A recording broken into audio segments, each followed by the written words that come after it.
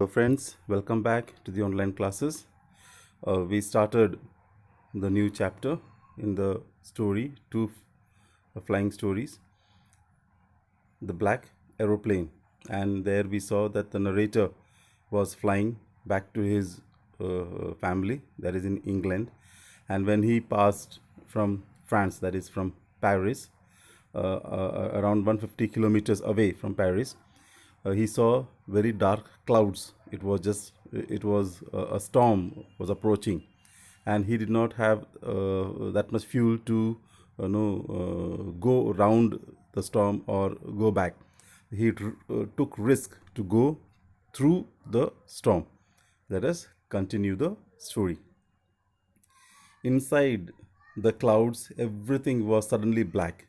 It was impossible to see anything outside the aeroplane. The old aeroplane jumped and twisted in the air. I looked at the compass. I couldn't believe my eyes. The compass was turning round and round and round. It was dead. It would not work. The other instruments were suddenly dead too. I tried the radio.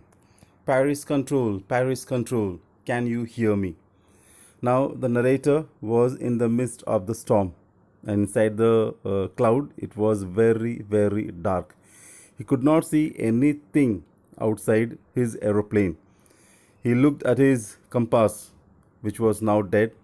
One after another, he checked every instrument in the plane, and all the instruments were dead. There was no instrument working.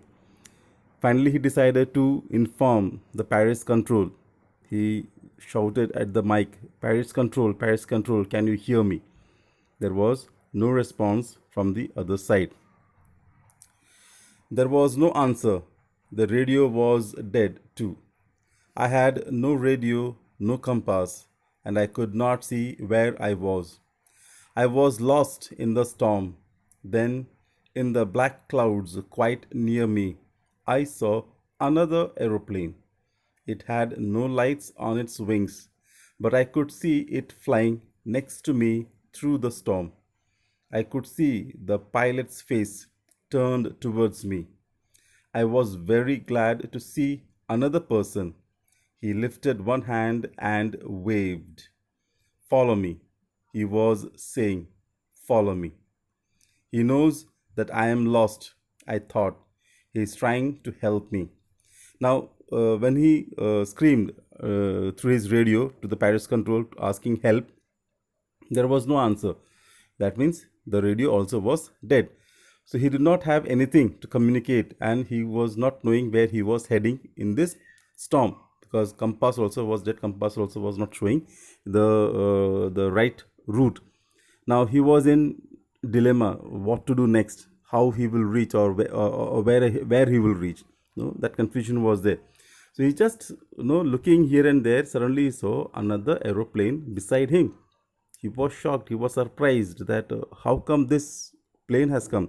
And he could see, just because there was he could just feel, he could see that there is an aeroplane, but there was no light on its wings or at the tail, and nothing.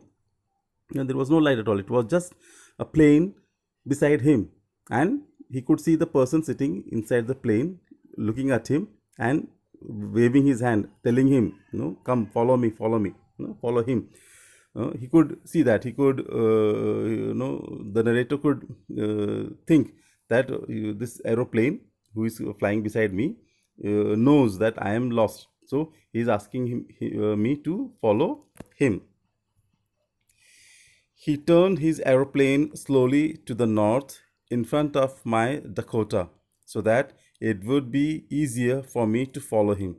I was very happy to go behind the strange aeroplane like an obedient child. So the that aeroplane, he just came in front of his aeroplane, that is his Dakota, in front of him, so that he could follow him easily, keeping a little distance. He could follow him, he could see him and follow him.